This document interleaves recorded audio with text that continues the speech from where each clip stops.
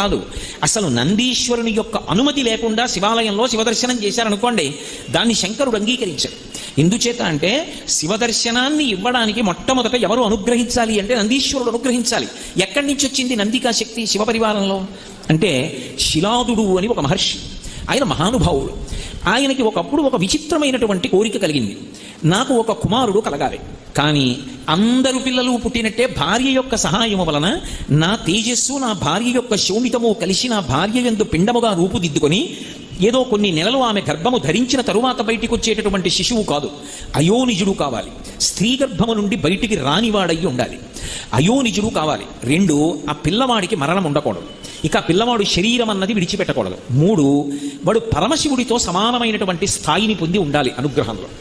వాడు ఆజ్ఞాపించడంలో కానీ అనుగ్రహించడంలో కానీ రూపంలో కానీ ముమ్మూర్తుల శంకరుడు ఎలా ఉంటాడో అలా ఉండాలి. నాకు అటువంటి కొడుకు కావాలి.